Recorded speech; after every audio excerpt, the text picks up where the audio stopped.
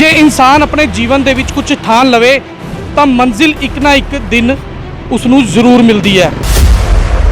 चाहे कई औंकड़ा का उन्होंने सामना करना पवे, कई परेशानियों का सामना करना पवे, किसी नूं उहदी मंजिल मिलनी लगभग हुण तय है। तुसीं मेरे पीछे देख रहे हो, असी गल कर रहे हैं नजायज़ कट्टां दी। ये नजायज़ कट इहो जे कई कट हैं शहर दे विच। नैशनल हाईवे ते कट है, पटियाला रोड ते कट है, शहर दे विच कट है, जिन्हां ने कई जिंदगियां जिहड़ियां है, कीमती जिंदगियां जिहड़ियां है वो लै लईआं, कई घर उजाड़ते। दिक्कत नूं लेके जाना पिया कि यह मौत दे कट हैं जो जिन्हां नूं आपां रॉन्ग इलीगल मीडियन कट्स कहने आ, जो कि लोकां ने अपने फायदे लई विच बनाए हैं, प्लैंड नहीं हैगे। यह मौत दे कट हैं जिन्हां ने लोकां जानां इन्नियां ले लियां। ये सारा प्रशासन की मिली भुगत नाल होया। ये डायरैक्शन हुई है own director local bodies, action, PWD ते NHAI ते नगर कौंसल एग्जैक्टिव ऑफिसर नूं ये डायरैक्शनस होईयां है ताकि ये 2 महीनों दे विच इन्हां कट्स नूं बंद करन। जो कि एक तो तुसीं दिखाई दिता गुरु नानक इंडस्ट्री का आह मेन कट जो सीगा, बीकानेर स्वीट के सामने जो कट ने, होर राजपुरा जाते हुए बथेरे कट ने। असी नैशनल हाईवे जड़ा है लुधियाना अंबाला नैशनल हाईवे ते जड़ा ईगल मोटल के सामने, मयूर होटल के सामने जड़ा कट है इन्होंने इलीगली दिता हुआ है, जो कि एक अनजान बंदा जड़ा उस सड़क तो लंघदा जिन्होंने कुछ नहीं पता हुंदा हैगा, वो मौत के घाट उतारिया जाता है। तुहानूं लगदा भी तुसीं किन्ने वड्डे वड्डे मगरमच्छां नाल वैर लै रहे हो, आने वाले दिनों के विच तुहानूं भी ये चीज़ भुगतनी पै सकती है। सोच के पहला ही इस चीज़ की तैयारी की हुई हैगी है। जे डर हुंदा तो शायद ये कदम ना चकदे, कोई डर नहीं हैगा, मजबूत खड़े हैं तो खड़े रवांगे। मैं बड़ा हैरान सीगा कि आम बंदा जब एक इट भी लांदा बिना नक्शे तो या कितने उन्होंने सरकार की एक इट भी तोड़ता, तब प्रशासन अधिकारी मिनट तो पहले JCB लैके या कोई ना कोई कार्रवाई उहदे पहुँच जाते हैं। इन्ना वड्डा कट लग्या, तुसीं भी इस चीज़ को हाईलाइट किया, तो मैं इन्हूं सुन के बड़ा देख के बड़ा दुख होया कि इन्ना वड्डा कट भी अगर किस लिए, किहदे फायदे लिए। अगर एक फौजी ये सोच लवे कि मैं बार्डर से खड़ा, किस टाइम भी मैंने गोली लग सकती है, तो कोई भी जड़ा फौजी है कोई भर्ती नहीं होएगा, तो बार्डर खाली रहणगे। जे असीं ये सोच लीए कि नहीं भी साडे नाल ये हो सकदा, साडे नाल वो हो सकदा, जे असीं सोचण लग गए असीं कुछ नहीं कर सकते, असीं फिर अपने घर की सिक्योरिटी तक नहीं कर पावांगे। उन्होंने ये जरूर कहा भी जदों भी मेरे प्रति कुछ करना चाहते हैं, ठीक है जी, मैनू जिहड़ी मर्जी गोली हथियार दे नाल मारन, पर मैं चाहुंदा भी इज्जत की मौत देण, सिर्फ मैनू दस देण भी मैनू किहड़ी गल्लों आ, कि ताकि मैनू उत्ते जाण लग्गिया इस चीज़ का शिकवा ना होवे कि अणाई मौत मर गए। बाकी जे मेरे मरण दे नाल या मेरी जिंदगी चो जाण दे नाल या मेरी बर्बादी नाल राजपुरा दे विच मेरे भैन भरावां दे कतल, इह सड़क ते कतल होणों बच जांदे ने, उन्हां दे घर बच जांदे ने, सो मैं बहुत धन्नवादी होवांगा उन्हां दा। जे इंसान अपने जीवन दे विच कुछ ठान लवे तो मंजिल एक ना एक दिन उसनू जरूर मिलती है। मैं हाँ संदीप चौधरी, मैं तुहाडा स्वागत करदा हाँ न्यूज़ 89 पंजाब दे विच। अज असीं तुहानूं ये गल इस करके कह रहे हैं कि इंसान जे कुछ अपने जीवन दे विच ठान लैंदा है तो उन्होंने मंजिल एक ना एक दिन जरूर मिलती है। चाहे कई औंकड़ा का उन्होंने सामना करना पवे, कई परेशानियों का सामना करना पवे, तो ये चीज़ अज देखने नूं मिली है राजपुरा शहर दे विच, किसी नूं उहदी मंजिल मिलनी लगभग हुण तय है। तुसीं मेरे पीछे देख रहे हो, असी गल कर रहे हैं नजायज़ कट्टां दी। नजायज़ कट्टा करके बहुत लोगों की जिंदगी खत्म हो जाती है, लोगों को जिंदगी तो अपनी हੱਥ धोना पै जाता है, तो कई परिवार जिहड़े हैं इन कट्टा करके उजड़ भी जाते हैं। लेकिन कई परेशानियां यह जी आ जाती हैं लोगों के अगे कि लोगों उस परेशानी नूं अनदेखी करके ये मसलियां नूं छड्डना पैंदा है। लेकिन कुछ लोग अपने जीवन दे विच इस दुनिया दे विच इहो जिहे भी हैं जिहड़े पैसे की लालच ना करते हुए लोगों की जिंदगी नूं पहल देंदे हैं, तो वो इन्नी क एफर्ट करते हैं कि एक ना एक दिन उन्होंने मंजिल मिलती है। जी हाँ, तुसीं मेरे सामने देखते हो, ये असी खबर नशर की सी गुरु नानक इंडस्ट्री के सामने, गुरु नानक मैकेनिकल के सामने ये नजायज़ कट। इहो जिहे कई कट हैं शहर दे विच। नैशनल हाईवे ते कट है, पटियाला रोड ते कट है, शहर दे विच कट है, जिन्हां ने कई जिंदगियां जिहड़ियां है, कीमती जिंदगियां जिहड़ियां है वो लै लईआं, कई घर उजाड़ते।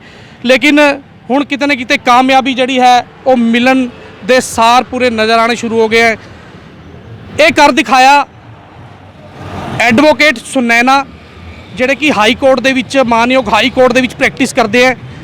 ਇਹਨਾਂ ਨੂੰ ਲੱਗਿਆ ਕਿ ਮੈਨੂੰ ਇਹ ਕਦਮ ਚੱਕਣਾ ਚਾਹੀਦਾ। ਇਹਨਾਂ ਦੀ ਮਦਦ ਜਿਹੜੀ ਕੀਤੀ ਪਾਰਸ਼ਦ ਪਵਨ ਮੁਖੇਜਾ ਜੀ ਐਡਵੋਕੇਟ ਵੀ ਹੈਗੇ, ਇਹ ਖੜੇ ਆ ਉਪਕਾਰ ਸਿੰਘ ਜੀ ਐਡਵੋਕੇਟ ਸਮਾਜ ਸੇਵੀ, ਜਿਹੜੇ ਸਮੇਂ-ਸਮੇਂ ਤੇ ਗੱਲਾਂ ਚੱਕਦੇ ਆ। ਮੁਖੇਜਾ ਜੀ ਵੱਲੋਂ ਸਮੇਂ-ਸਮੇਂ ਤੇ ਗੱਲਾਂ ਚੱਕੀ ਜਾਂਦੀਆਂ ਸ਼ਹਿਰ ਦੇ ਮੁੱਦਿਆਂ ਨੂੰ ਲੈ ਕੇ। ਇਹਨਾਂ ਨੇ ਐਫਰਟ ਕੀਤੀ, ਇਹਨਾਂ ਦੀ ਟੀਮ ਨੇ ਐਫਰਟ ਕੀਤੀ ਤੇ ਇਹ ਜੋ ਮੇਰੇ ਹੱਥ 'ਚ ਤੁਸੀਂ ਦੇਖ ਰਹੇ ਹੋ, ਇਹ ਕਈ ਲੋਕਾਂ ਨੂੰ ਜਿਹੜਾ ਹੈ ਨੋਟਿਸ ਹੋਇਆ।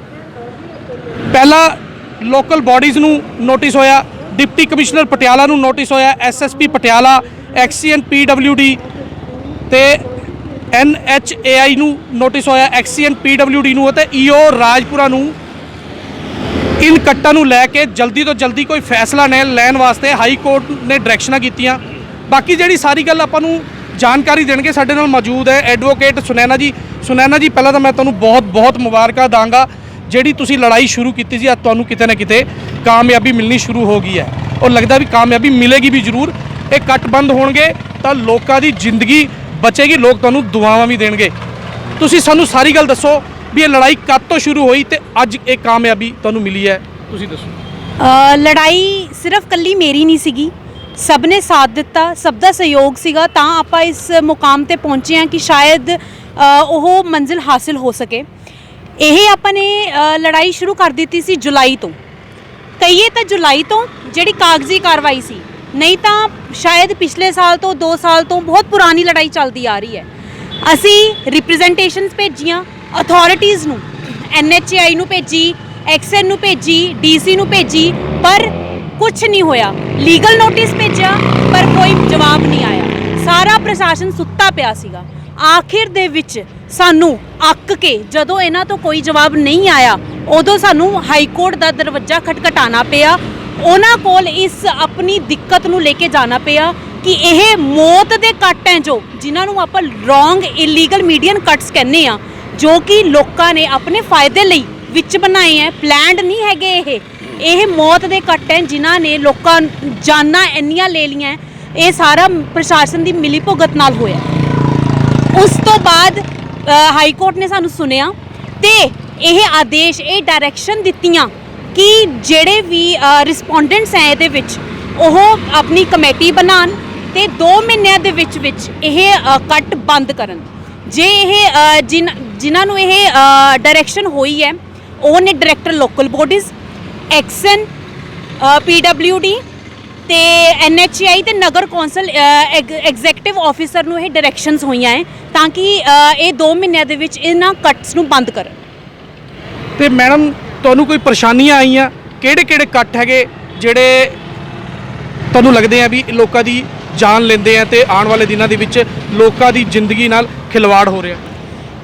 ਜੀ, ਇਹਦੇ ਵਿੱਚ ਆਪਾਂ ਨੇ ਮੈਂਸ਼ਨ ਕੀਤਾ ਸੀਗਾ ਕਿ ਰਾਜਪੁਰਾ ਸ਼ਹਿਰ ਦੇ ਵਿੱਚ ਸੜਕ ਜਿਹੜੀ ਪਟਿਆਲੇ ਵੱਲ ਨੂੰ ਜਾ ਰਹੀ ਆ, ਉਹਦੇ ਤੇ ਬਹੁਤ ਕੱਟ ਨੇ, ਜੋ ਕਿ ਇੱਕ ਤਾਂ ਤੁਸੀਂ ਦਿਖਾਈ ਦਿੱਤਾ ਗੁਰੂ ਨਾਨਕ ਇੰਡਸਟਰੀ ਦਾ ਆਹ ਮੇਨ ਕੱਟ ਜੋ ਸੀਗਾ, ਬੀਕਾਨੇਰ ਸਵੀਟ ਦੇ ਸਾਹਮਣੇ ਜੋ ਕੱਟ ਨੇ, ਹੋਰ ਰਾਜਪੁਰਾ ਜਾਂਦੇ ਹੋਏ ਬਥੇਰੇ ਕੱਟ ਨੇ। ਅਸੀਂ ਨੈਸ਼ਨਲ ਹਾਈਵੇ ਜਿਹੜਾ ਹੈਗਾ ਲੁਧਿਆਣਾ ਅੰਬਾਲਾ ਨੈਸ਼ਨਲ ਹਾਈਵੇ ਤੇ ਜਿਹੜਾ ਈਗਲ ਮੋਟਲ ਦੇ ਸਾਹਮਣੇ, ਮਯੂਰ ਹੋਟਲ ਦੇ ਸਾਹਮਣੇ ਜਿਹੜਾ ਕੱਟ ਹੈ, ਇਹਨਾਂ ਨੇ ਇਲੀਗਲੀ ਦਿੱਤਾ ਹੋਇਆ ਹੈ, ਜੋ ਕਿ ਇੱਕ ਅਣਜਾਣ ਬੰਦਾ ਜਿਹੜਾ ਉਸ ਸੜਕ ਤੋਂ ਲੰਘਦਾ, ਜਿਹਨੂੰ ਕੁਝ ਨਹੀਂ ਪਤਾ ਹੁੰਦਾ ਹੈਗਾ, ਉਹ ਮੌਤ ਦੇ ਘਾਟ ਉਤਾਰਿਆ ਜਾਂਦਾ ਹੈ ਉਹਨਾਂ ਕੱਟ ਕਰਕੇ। ਇਹਨਾਂ ਨੂੰ ਮੈਂਸ਼ਨ ਕੀਤਾ ਸੀਗਾ। ਇਹਨਾਂ ਨੂੰ ਸਿਮਰਨ ਢਾਬੇ ਦੇ ਸਾਹਮਣੇ ਜਿਹੜਾ ਕੱਟ ਹੈਗਾ ਉਹਨੂੰ ਮੈਂਸ਼ਨ ਕੀਤਾ ਸੀਗਾ। ਹੋਰ ਬਥੇਰੇ ਕੱਟ ਨੇ ਜੋ ਕਿ ਇਹਦੇ ਅੰਡਰ ਆ ਜਾਂਦੇ ਨੇ, ਜਿਹਦੇ ਵਿੱਚ ਸਾਨੂੰ ਲੀਗਲ ਨੋਟਿਸ, ਇਹਨਾਂ ਨੂੰ ਲੀਗਲ ਨੋਟਿਸ ਤੇ ਡਾਇਰੈਕਸ਼ਨ ਆਈ ਹੈ ਕਿ ਉਹਦੇ ਤੇ ਫੈਸਲਾ ਲਿੱਤਾ ਜਾਵੇ। ਮੈਡਮ, ਆਪਾਂ ਗੁਰੂ ਨਾਨਕ ਮਸ਼ੀਨਰੀ ਟੂਲਸ ਦੇ ਸਾਹਮਣੇ ਖੜੇ ਆ। ਦੇਖੋ, ਉਰੇ ਇੱਕ ਅਸੀਂ ਪਹਿਲਾਂ ਵੀ ਖਬਰ ਜਿਹੜੀ ਨਸ਼ਰ ਕੀਤੀ ਸੀ, ਇਹ ਦੇਖੋ ਉਥੇ ਕੱਟ ਹੈ, ਨਾਲ ਦੀ ਨਾਲ ਇਹ ਕੱਟ ਹੈ। ਤੁਹਾਨੂੰ ਕੀ ਲੱਗਦਾ ਹੈ ਇਹ ਨੈਸ਼ਨਲ ਹਾਈਵੇ ਜਾਂ ਸਰਕਾਰਾਂ ਇਨ ਲੋਕਾਂ ਨੂੰ ਕੱਟ ਕਿਉਂ ਦਿੰਦੀਆਂ? ਕਿਆ ਉਹਨਾਂ ਦੀ ਇਹੋ ਜਿਹੀ ਮਜਬੂਰੀ ਹੋ ਜਾਂਦੀ ਹੈ ਵੀ ਇਹਨਾਂ ਨੂੰ ਕੱਟ ਦੇਣੇ ਪੈ ਜਾਂਦੇ ਆ? ਇਹਨੇ ਜੀ, ਜਿਹੜੇ ਤਾਂ ਨਕਸ਼ੇ 'ਚ ਪਲੈਨਡ ਕੱਟ ਹੁੰਦੇ ਨੇ ਉਹਨਾਂ 'ਚ ਇਹ ਨਹੀਂ ਹੈਗਾ, ਇਹ ਇਲੀਗਲ ਹੈ। ਇਹ ਇਲੀਗਲ ਹੈ। ਇਹ ਲੋਕਾਂ ਨੇ ਆਪਣਾ ਪਰਸਨਲ ਬੈਨੀਫਿਟ ਲਈ ਪ੍ਰਸ਼ਾਸਨ ਦੇ ਨਾਲ ਮਿਲ ਕੇ ਇਹ ਕੱਟ ਕੱਟੇ ਹੈ, ਜੋ ਕਿ ਇੱਕ ਦੂਜੇ ਦੀ ਜਾਨ ਦੇ ਨਾਲ ਖਿਡਵਾੜ ਹੋ ਰਿਹਾ ਹੈਗਾ। ਲੋਕਾਂ ਨੂੰ ਲੋਕ ਮਰ ਰਹੇ ਹੈ ਇੱਥੇ। ਇਹ ਪਲਾਨਡ ਨਹੀਂ ਹੈਗਾ ਕੁਝ ਵੀ। ਮੈਡਮ ਤੁਹਾਨੂੰ ਲੱਗਦਾ ਹੈ ਕਿ ਤੁਹਾਡਾ ਜਿਹੜਾ ਤੁਸੀਂ ਇਹ ਸਮਾਜ ਸੇਵਾ ਦਾ ਕੰਮ ਛੇੜਿਆ ਹੈ, ਦੇਖੋ ਤੁਸੀਂ ਆਪਣੀ ਤਰਫ ਤੋਂ ਖਰਚਾ ਕਰ ਰਹੇ ਹੋ, ਤੁਹਾਨੂੰ ਲੱਗਦਾ ਵੀ ਤੁਹਾਨੂੰ ਕਾਮਯਾਬੀ ਮਿਲੇਗੀ ਤੇ ਇਹੋ ਜਿਹੇ ਅਫਸਰਾਂ ਤੇ ਆਉਣ ਵਾਲੇ ਦਿਨਾਂ ਦੇ ਵਿੱਚ ਕੋਈ ਸਖਤ ਕਾਰਵਾਈ ਮਾਨਯੋਗ ਕੋਰਟ ਵੱਲੋਂ ਕੀਤੀ ਜਾਏਗੀ? ਜੀ ਬਿਲਕੁਲ, ਸਾਡੇ ਆਰਡਰ ਦੇ ਵਿੱਚ ਇਹ ਵੀ ਮੈਂਸ਼ਨ ਕੀਤਾ ਹੈ ਕਿ ਜੇ ਇਹਨਾਂ ਅਥਾਰਟੀਜ਼ ਤੇ ਐਕਸ਼ਨ ਵੀ ਲਿੱਤਾ ਜਾਊਗਾ ਜੇ ਇਹ ਕੰਮ ਨਹੀਂ ਕਰਨਗੇ ਤਾਂ। ਇਸ ਵਿੱਚ ਕਾਮਯਾਬੀ ਤਾਂ ਮਿਲੂਗੀ ਜੇ ਤੁਹਾਡਾ ਸਭ ਦਾ ਸਾਥ ਰਹੂਗਾ, ਮੀਡੀਆ ਦਾ ਸਾਥ ਰਹੂਗਾ, ਕਿਉਂਕਿ ਇਹੋ ਜਿਹੇ ਇੱਕ ਮੁੱਦਾ ਨਹੀਂ, ਬਹੁਤ ਮੁੱਦੇ ਹੈ ਜੋ ਕਿ ਆਪਾਂ ਨੇ ਅੱਗੇ ਲੈ ਕੇ ਜਾਣੇ ਹੈ, ਕਿਉਂਕਿ ਪ੍ਰਸ਼ਾਸਨ ਨੇ ਕੁਝ ਨਹੀਂ ਕਰਨਾ, ਇਹ ਸਾਨੂੰ ਪਤਾ ਹੈ। ਸਾਡੇ ਇਸ ਵਿੱਚ ਵੀ ਕੁਝ ਨਹੀਂ ਕੀਤਾ ਸੀਗਾ, ਹਾਈ ਕੋਰਟ ਤਾਂ ਆਖਿਰ ਵਿੱਚ ਜਾਣਾ ਹੀ ਪਊਗਾ। ਮੈਡਮ ਤੁਹਾਨੂੰ ਲੱਗਦਾ ਵੀ ਤੁਸੀਂ ਕਿੰਨੇ ਵੱਡੇ ਵੱਡੇ ਮਗਰਮੱਛਾਂ ਨਾਲ ਵੈਰ ਲੈ ਰਹੇ ਹੋ, ਆਉਣ ਵਾਲੇ ਦਿਨਾਂ ਦੇ ਵਿੱਚ ਤੁਹਾਨੂੰ ਵੀ ਇਹ ਚੀਜ਼ ਭੁਗਤਣੀ ਪੈ ਸਕਦੀ ਆ? ਇਹ ਚੀਜ਼ ਪਹਿਲਾਂ ਹੀ ਸੋਚ ਕੇ ਪਹਿਲਾਂ ਹੀ ਇਸ ਚੀਜ਼ ਦੀ ਤਿਆਰੀ ਕੀਤੀ ਹੋਈ ਹੈਗੀ ਹੈ। ਜੇ ਡਰ ਹੁੰਦਾ ਤਾਂ ਸ਼ਾਇਦ ਇਹ ਕਦਮ ਨਾ ਚੱਕਦੇ, ਕੋਈ ਡਰ ਨਹੀਂ ਹੈਗਾ, ਮਜ਼ਬੂਤ ਖੜੇ ਆ ਤੇ ਖੜੇ ਰਵਾਂਗੇ। ਠੀਕ ਹੈ ਜੀ ਮੈਡਮ, ਇਹ ਸੀਗੇ ਐਡਵੋਕੇਟ ਸੁਨੈਨਾ ਜੀ, ਜਿਹੜੇ ਮਾਨਯੋਗ ਹਾਈ ਕੋਰਟ ਦੇ ਵਿੱਚ ਪ੍ਰੈਕਟਿਸ ਕਰਦੇ ਆ। ਇਹ ਬਨੂੜ ਤੋਂ ਹੈਗੇ ਤੇ ਇਹਨਾਂ ਨੇ ਜਿਹੜਾ ਬੀੜਾ ਚੱਕਿਆ ਹੈ, ਇਹਨਾਂ ਨੂੰ ਕਾਮਯਾਬੀ ਜ਼ਰੂਰ ਮਿਲੇਗੀ। ਜਿਹੋ ਜੀ ਇਹਨਾਂ ਨੇ ਦੱਸਿਆ ਵੀ ਸਾਨੂੰ ਜਿੰਨੀ ਮਰਜ਼ੀ ਸਿਫਾਰਸ਼ਾਂ ਪੈਣ, ਜਿੰਨੀ ਮਰਜ਼ੀ ਧਮਕੀਆਂ ਆਉਣ, ਲੇਕਿਨ ਇਹ ਕੱਟ ਜਿਹੜੇ ਹੈ ਇਹ ਆਉਣ ਵਾਲੇ ਦਿਨਾਂ ਦੇ ਵਿੱਚ ਬੰਦ ਹੋਣਗੇ। ਤੇ ਮੈਂ ਤੁਹਾਨੂੰ ਹੁਣ ਗੱਲ ਕਰਾਨਾ, ਪਾਰਸ਼ਦ ਜਿਹੜੇ ਹੈਗੇ ਪਵਨ ਮੁਖੇਜਾ ਜੀ ਸਮੇਂ-ਸਮੇਂ ਤੇ ਜਿਹੜੇ ਹੈ ਬੋਰੀ ਲੈ ਕੇ ਬੈਠ ਜਾਂਦੇ ਹੈ, ਧਰਨੇ ਦੇ ਦਿੰਦੇ ਹੈ। ਸਾਡੇ ਨਾਲ ਇਸ ਟਾਈਮ ਮੌਜੂਦ ਹੈ, ਹਰੇਕ ਜਿਹੜੇ ਹੈ ਆਵਾਜ਼ ਚੱਕਦੇ ਹੈ ਆਵਾਮ ਦੀ। ਇਹ ਇੱਕ ਵਾਰਡ ਦੇ ਐਮਸੀ ਨਹੀਂ, ਇਹ ਪੂਰੇ ਸ਼ਹਿਰ ਦੇ ਬਾਰੇ ਸੋਚਦੇ ਹੈ ਤੇ ਸਾਡੇ ਨਾਲ ਇਸ ਟਾਈਮ ਮੌਜੂਦ ਹੈ। ਆਪਾਂ ਇਹਨਾਂ ਨਾਲ ਗੱਲਬਾਤ ਕਰਾਂਗੇ ਕਿ ਇਹਨਾਂ ਨੂੰ ਕਿਸ ਤਰ੍ਹਾਂ ਦਾ ਰਿਸਪੌਂਸ ਮਿਲਿਆ ਕੋਰਟ, ਮਾਨਯੋਗ ਹਾਈ ਕੋਰਟ ਵੱਲੋਂ, ਤੇ ਆਉਣ ਵਾਲੇ ਦਿਨਾਂ ਦੇ ਵਿੱਚ ਕੀ ਇਹਨਾਂ ਨੂੰ ਜਿੱਤ ਮਿਲ ਪਾਏਗੀ ਜਾਂ ਫਿਰ ਕੋਈ ਸੁਣਵਾਈ ਨਹੀਂ ਹੋਏਗੀ। ਆਪਾਂ ਇਹਨਾਂ ਨਾਲ ਗੱਲ ਕਰਦੇ ਹਾਂ। ਪਵਨ ਮੁਖੇਜਾ ਜੀ, ਕੀ ਕਹਿਣਾ ਚਾਹੋਗੇ? ਸੰਦੀਪ ਜੀ, ਜਿਹੜੀ ਤੁਸੀਂ ਗੱਲ ਕਰਦੇ ਹੋ ਜਿੱਤ ਦੀ ਜਾਂ ਮੰਜ਼ਿਲ ਦੀ, ਕੋਈ ਵੀ ਲੜਾਈ ਹੁੰਦੀ ਹੈ ਉਹਦਾ ਇੱਕ ਲੜਨ ਦਾ ਇੱਕ ਰਸਤਾ ਹੁੰਦਾ। ਆਪਾਂ ਇਹ ਸੋਚ ਕੇ ਲੜਾਈ ਲੜੀਏ ਕਿ ਸਾਨੂੰ ਜਿੱਤ ਨਹੀਂ ਮਿਲੇਗੀ ਤਾਂ ਅਸੀਂ ਜੇ ਇਹ ਸੋਚ ਲਾਂਗੇ ਸਾਨੂੰ ਜਿੱਤ ਕਦੇ ਨਹੀਂ ਮਿਲ ਸਕਦੀ, ਨਾ ਕਦੀ ਜ਼ਿੰਦਗੀ ਭਰ ਐਂਡ ਤੱਕ ਮਿਲੇਗੀ। ਜੇ ਅਸੀਂ ਲੜਦੇ ਰਹਾਂਗੇ ਤਾਂ ਸਾਨੂੰ ਕੋਈ ਉਮੀਦਾਂ ਰਹਿਣਗੀਆਂ।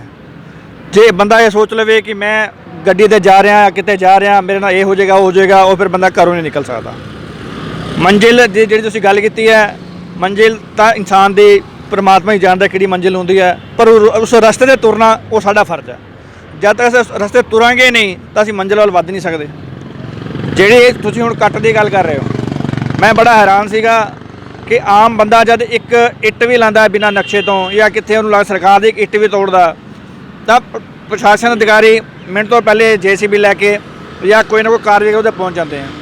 ਇੰਨਾ ਵੱਡਾ ਕੱਟ ਲੱਗਿਆ, ਤੁਸੀਂ ਵੀ ਇਸ ਚੀਜ਼ ਨੂੰ ਹਾਈਲਾਈਟ ਕੀਤਾ, ਤਾਂ ਮੈਂ ਇਹਨੂੰ ਸੁਣ ਕੇ ਬੜਾ ਦੇਖ ਕੇ ਬੜਾ ਦੁੱਖ ਹੋਇਆ ਕਿ ਇੰਨਾ ਵੱਡਾ ਕੱਟ ਵੀ ਆਖਰ ਕਿਸ ਲਈ, ਕਿਹਦੇ ਫਾਇਦੇ ਲਈ। ਮੈਂ ਜਦੋਂ PWD ਨਾਲ ਗੱਲ ਕਰਦਾ ਸੀ, PWD ਕਹਿੰਦੇ ਸੀ ਨਗਰ ਕੌਂਸਲ ਦਾ ਕੰਮ ਹੈ, ਨਗਰ ਕੌਂਸਲ ਦਾ ਗੱਲ ਕਰਦਾ ਸੀ ਕਹਿੰਦੇ PWD ਦਾ ਕੰਮ ਹੈ। ਮੈਂ ਬੜਾ ਹੈਰਾਨ ਸੀਗਾ ਵੀ ਸਰਕਾਰੀ ਸੰਪत्ति ਦਾ ਨੁਕਸਾਨ ਹੋ ਗਿਆ ਤਾਂ ਕਿਸੇ ਦੇ ਖਿਲਾਫ ਕੋਈ ਕਾਰਵਾਈ ਤੱਕ ਨਹੀਂ ਕਰਵਾਈ ਗਈ।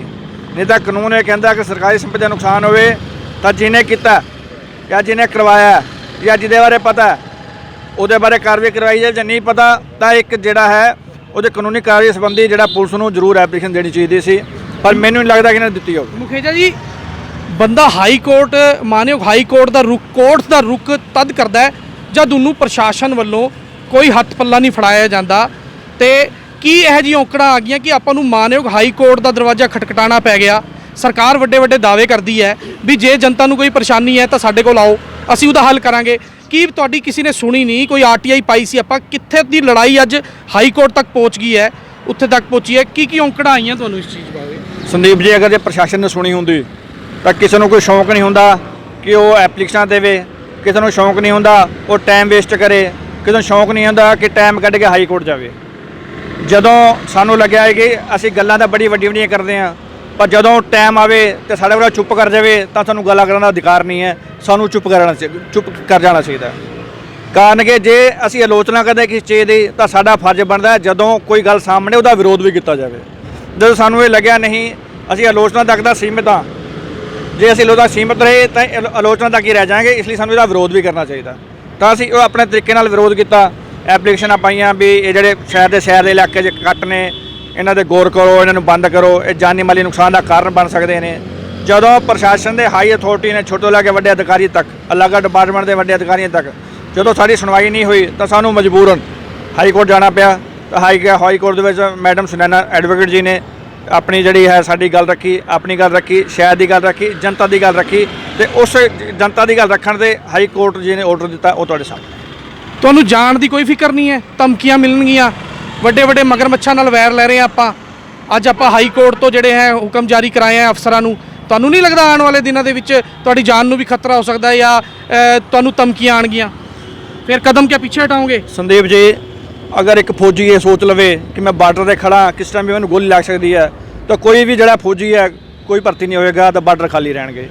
ਜੇ ਅਸੀਂ ਇਹ ਸੋਚ ਲਈਏ ਕਿ ਨਹੀਂ ਵੀ ਸਾਡੇ ਨਾਲ ਇਹ ਹੋ ਸਕਦਾ, ਸਾਡੇ ਨਾਲ ਉਹ ਹੋ ਸਕਦਾ, ਜੇ ਅਸੀਂ ਸੋਚਣ ਲੱਗ ਗਏ ਅਸੀਂ ਕੁਝ ਨਹੀਂ ਕਰ ਸਕਦੇ, ਅਸੀਂ ਫਿਰ ਆਪਣੇ ਘਰ ਦੀ ਸਿਕਿਉਰਿਟੀ ਤੱਕ ਨਹੀਂ ਕਰ ਪਾਵਾਂਗੇ।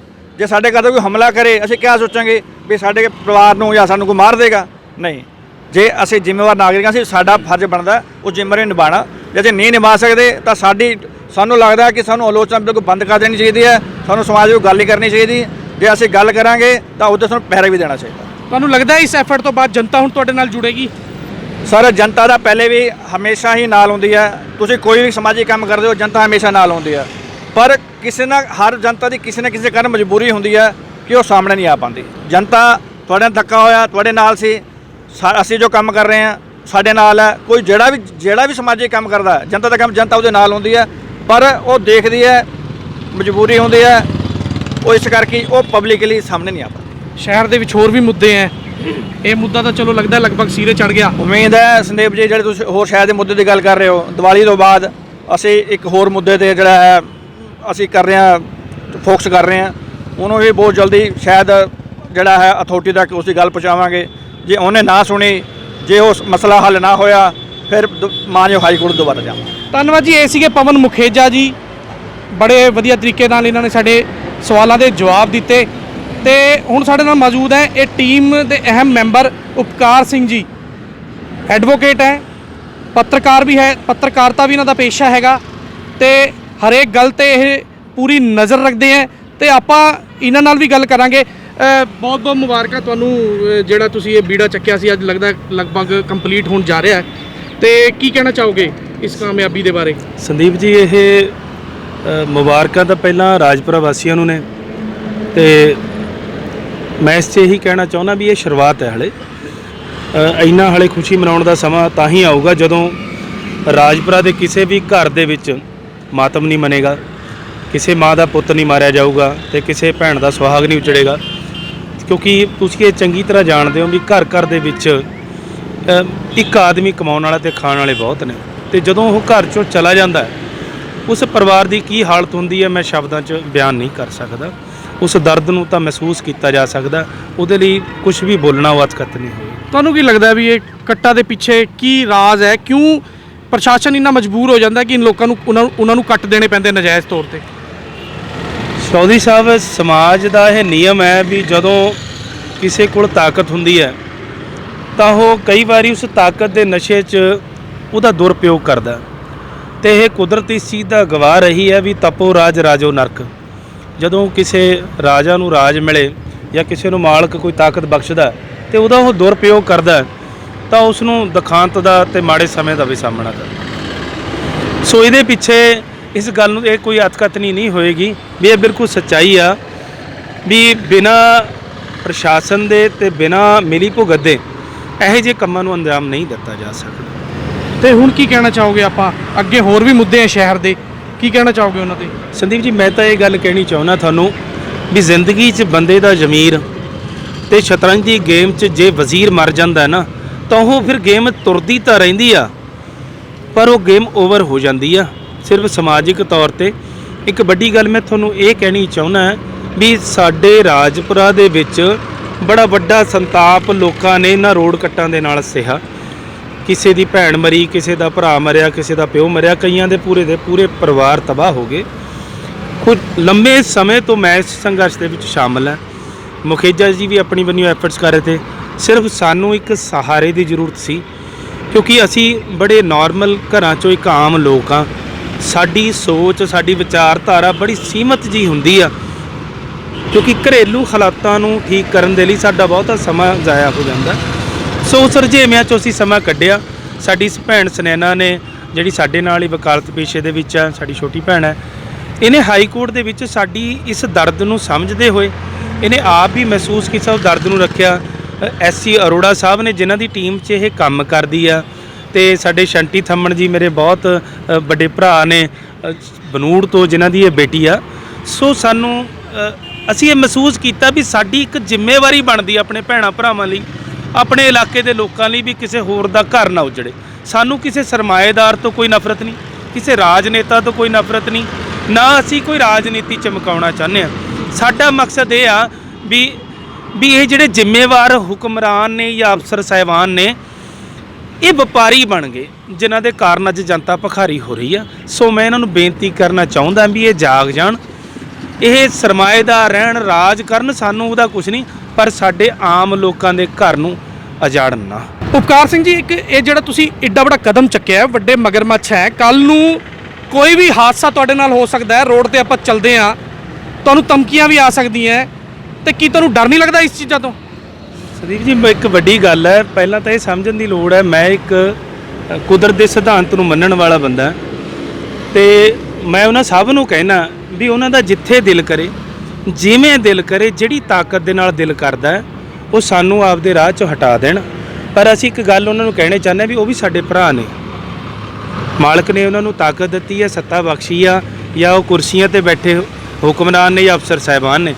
ਅਸੀਂ ਸਿਰਫ ਉਹਨਾਂ ਨੂੰ ਇੱਕ ਬੇਨਤੀ ਕੀਤੀ ਆ ਵੀ ਦੋਸਤੋ, ਤੁਸੀਂ ਤਗੜੇ ਰਹੋ, ਤਾਕਤਵਰ ਰਹੋ, ਪਰ ਗਰੀਬਾਂ ਦੇ ਢਿੱਡ ਨਾ ਜਾੜੋ। ਬਾਕੀ ਰਹੀ ਗੱਲ ਵੀ ਧਮਕੀਆਂ ਦੀ ਦਾ ਆਦਿ, ਮੈਂ ਤਾਂ ਉਹਨਾਂ ਨੂੰ ਇਹੀ ਬੇਨਤੀ ਕਰਾਂਗਾ ਵੀ ਮੈਂ 24 ਘੰਟੇ ਸੜਕ ਦੇ ਉੱਤੇ ਹੁੰਨਾ, ਨਾਰਮਲ ਜਿਹਾ ਮੇਰਾ ਜੀਵਨ ਹੈ, ਤੇ ਮੈਂ ਉਹਨਾਂ ਨੂੰ ਇਹ ਜ਼ਰੂਰ ਕਹਾਂਗਾ ਵੀ ਜਦੋਂ ਵੀ ਮੇਰੇ ਪ੍ਰਤੀ ਕੁਛ ਕਰਨਾ ਚਾਹੁੰਦੇ ਨੇ, ਠੀਕ ਹੈ ਜੀ, ਮੈਨੂੰ ਜਿਹੜੀ ਮਰਜ਼ੀ ਗੋਲੀ ਹਥਿਆਰ ਦੇ ਨਾਲ ਮਾਰਨ, ਪਰ ਮੈਂ ਚਾਹੁੰਦਾ ਵੀ ਇੱਜ਼ਤ ਦੀ ਮੌਤ ਦੇਣ। ਸਿਰਫ ਮੈਨੂੰ ਦੱਸ ਦੇਣ ਵੀ ਮੈਨੂੰ ਕਿਹੜੀ ਗੱਲੋਂ ਆ, ਕਿ ਤਾਂ ਕਿ ਮੈਨੂੰ ਉੱਤੇ ਜਾਣ ਲੱਗਿਆ ਇਸ ਚੀਜ਼ ਦਾ ਸ਼ਿਕਵਾ ਨਾ ਹੋਵੇ ਕਿ ਆਣਾ ਹੀ ਮੌਤ ਮਰ ਗਏ। ਬਾਕੀ ਜੇ ਮੇਰੇ ਮਰਨ ਦੇ ਨਾਲ, ਜਾਂ ਮੇਰੀ ਜ਼ਿੰਦਗੀ 'ਚੋਂ ਜਾਣ ਦੇ ਨਾਲ, ਜਾਂ ਮੇਰੀ ਬਰਬਾਦੀ ਨਾਲ ਰਾਜਪੁਰਾ ਦੇ ਵਿੱਚ ਮੇਰੇ ਭੈਣ ਭਰਾਵਾਂ ਦੇ ਕਤਲ, ਇਹ ਸੜਕ 'ਤੇ ਕਤਲ ਹੋਣੋਂ ਬਚ ਜਾਂਦੇ ਨੇ, ਉਹਨਾਂ ਦੇ ਘਰ ਬਚ ਜਾਂਦੇ ਨੇ, ਸੋ ਮੈਂ ਬਹੁਤ ਧੰਨਵਾਦੀ ਹੋਵਾਂਗਾ ਉਹਨਾਂ ਦਾ। ਉਹ ਮੈਨੂੰ ਜਿੱਥੇ ਮਰਜ਼ੀ ਬਲੀ ਚੜ੍ਹਾ ਸਕਦੇ ਨੇ। ਠੀਕ ਹੈ ਜੀ। ਤੇ ਇਹ ਉਹ ਟੀਮ ਸੀ ਜਿਹਦੇ ਨਾਲ ਅਸੀਂ ਤੁਹਾਡੀ ਗੱਲਬਾਤ ਕਰਾਈ, ਜਿਨ੍ਹਾਂ ਨੇ ਪਬਲਿਕ ਦੇ, ਲੋਕਾਂ, ਜਨਤਾ ਦੇ ਲਈ ਇੰਨਾ ਵੱਡਾ ਐਫਰਟ ਕੀਤਾ।